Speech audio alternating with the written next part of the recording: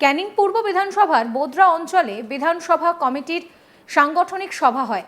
সেই সভায় উপস্থিত ছিলেন ক্যানিং পূর্বের বিধায়ক শওকত মোল্লা। তিনি বক্তব্য রাখতে গিয়ে বলেন যে আমার লজ্জা হয়, আমাদের মতন কিছু নেতা আছে বিচারের নাম করে এবং ঘর পাইয়ে দেওয়ার নাম করে টাকা নেয় গরিব মানুষের কাছ থেকে। এরা মানুষ না জন্তু? গরিব মানুষের রুজি রুটি কেড়ে খায় তারা নেতা হতে পারে না। তিনি আরও বলেন, এই ধরনের অভিযোগ যদি আরও আসে তাহলে ভরা সভায় ডেকে দল থেকে বের করে দেব। নিজের দলের নেতাদের বিরুদ্ধে এইভাবে করা হুঁশিয়ারি দিলেন শওকত মোল্লা। কি বলছেন তিনি শোনাবো।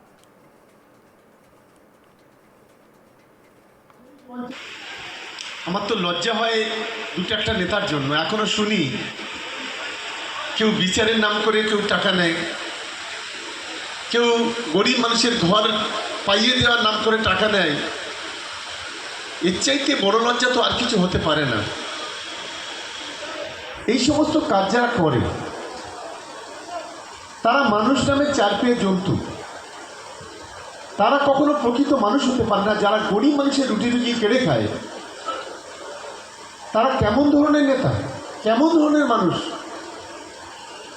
আমার অনুরোধ, আমার বিধানসভা কমিটির সদস্য দু একজনের বিরুদ্ধে কিছু অভিযোগ এসছে। আমি দু একজনকে বলেছি সেগুলোকে অবিলম্বে রিটার্ন করতে। যদি এর পরে যদি একটা অভিযোগ যদি কোনো বিধানসভা কমিটির সদস্যর নামে আসে, এই রকম ভরা সভায় তাকে দল থেকে বহিষ্কার করা হবে, তাড়িয়ে দেওয়া হবে। এটা একদম পরিষ্কারভাবে আজ সভা থেকে জানিয়ে দিলাম। ভাঙড়ের আইএসএফ বিধায়ক নওশাদ সিদ্দিকী বিজেপির পা পোষা গোলাম। তাই 2026-এ ভাঙড় এবং ক্যানিং থেকে এমন শিক্ষা দেবেন জীবনে যাতে আর রাজনীতি করতে না আসে। পাশাপাশি তিনি আরও বলেন যে নওশাদের চাঁদা তোলার কারবার রয়েছে, জলসা করতে গেলে মানুষের কাছ থেকে টাকা নেয়।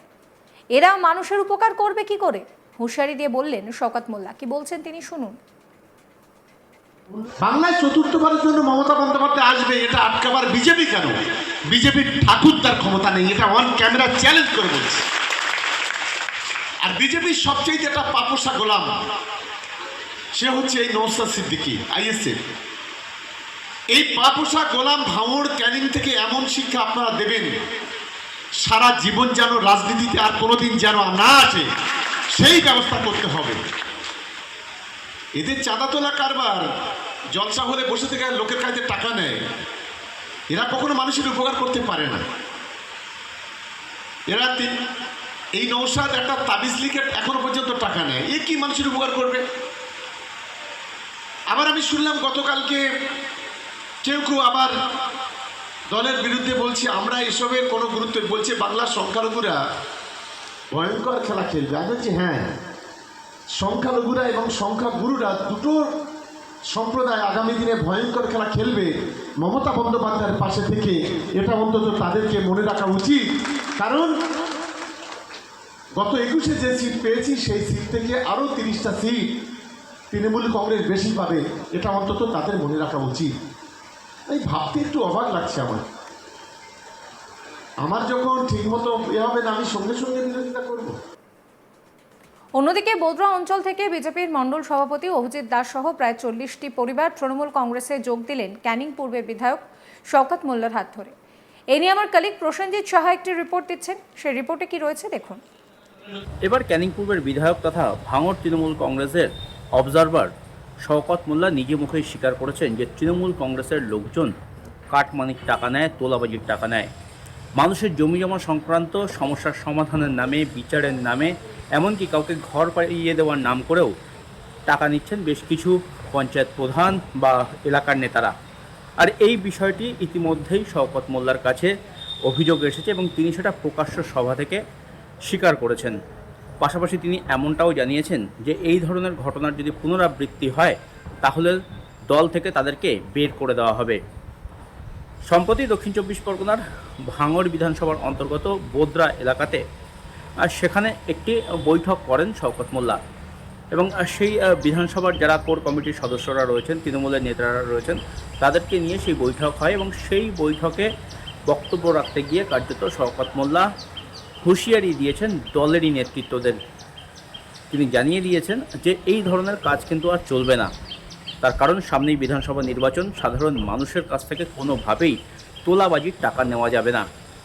যে সমস্ত নেতারা তোলাবাজির টাকা নিচ্ছেন, বিচারের নাম করে, ঘর পাইয়ে দেওয়ার নাম করে টাকা নিচ্ছেন, তাদেরকে এই বিষয়টি করতে তিনি বিরত থাকতে বলেন। এই ধরনের ঘটনার যদি পুনরাবৃত্তি হয় তাহলে কিন্তু তিনি তাদেরকে দল থেকে বহিষ্কার করবেন, এমনটাও হুঁশিয়ারি দিয়েছেন শওকত মোল্লা। আর জানিয়ে ইতিমধ্যেই ভাঙড়ের যে রাজনীতি সেটি কিন্তু যথেষ্ট টানাপোড়েনের মধ্যে পড়েছে। শওকত মোল্লা দলের নেতা, ভাঙড় বিধানসভার তিনি তৃণমূল কংগ্রেসের অবজারভার, পাশের বিধানসভা ক্যানিং পূর্বের তিনি বিধায়ক। সেখানে এই নেতৃত্ব, এই এলাকার কার্যত মাথা বলা চলে শওকত মোল্লাকে তৃণমূল কংগ্রেসের। আর সেই নেতাই কার্যত প্রকাশ্য সভা মঞ্চ থেকে দলের নেতাকর্মীদের নামে এই ধরনের বক্তব্য রাখছেন, জানিয়ে বিরোধীরা ইতিমধ্যেই কটাক্ষ করতে শুরু করেছেন। বিরোধীদের দাবি যে তৃণমূল যে তোলাবাজি করে, তৃণমূলের নেতারা যে মানুষের কাছ থেকে কাটমানি খায়, সেই বিষয়টি তার দলেরই নেতা, তার দলেরই বিধায়ক তিনি কিনা স্বীকার করছেন প্রকাশ্য মঞ্চে। এতদিন যে বিষয় নিয়ে বিরোধীরা গলা ফাটিয়ে এসেছেন, কার্যত সেই কথাতেই, সেই বিষয়েই কার্যত শিলমোহর দিয়েছেন শওকত মোল্লা, তেমনটাই দাবি বিরোধীদের। বিরোধীরা আরও বলছেন যে তৃণমূল কংগ্রেস এই মুহূর্তে গোষ্ঠী কোন্দলে জর্জরিত এই ভাঙড় এলাকায়। ভাঙড়ের আরেক তৃণমূল নেতা আরাবুল ইসলাম, যাকে কিনা একদম সাইড লাইনে পাঠিয়ে দিয়েছেন এই শওকত মোল্লা, সেই আরাবুল এবং শওকত মোল্লার মধ্যেই কিন্তু এই মুহূর্তে বাগবিতণ্ডা চলছে। আরাবুল ইসলামের ছেলে হাকিমুল ইসলাম, তিনি একের পর এক সামাজিক মাধ্যমে পোস্ট করছেন শওকত মোল্লার নাম না করে। অন্যদিকে প্রকাশ্য মঞ্চ থেকে বক্তব্য রাখতে গিয়েও আরাবুল ইসলামের বিরুদ্ধে একের পর এক বক্তব্য রাখছেন শওকত মোল্লা। ফলে ভাঙড়ে যে বিধানসভা নির্বাচনের আগে তৃণমূল কংগ্রেসের মধ্যে যে একটা অন্তর্কলহ রয়েছে সেটা কিন্তু প্রকাশ্যে চলে আসছে, যা নিয়ে বিরোধীরাও কটাক্ষ করছেন এবং এই ফয়দা যে বিরোধীরা তুলবেন সেটা আর বলার অপেক্ষা রাখে না। অন্যদিকে ভাঙড়ে এই যে তৃণমূল কংগ্রেসের নেতারা, প্রধান, অঞ্চল সভাপতি, এরা যে তোলাবাজি করছেন, সেই কথাটাও কার্যত এই শওকত মোল্লা নিজের মুখে স্বীকার করেছেন।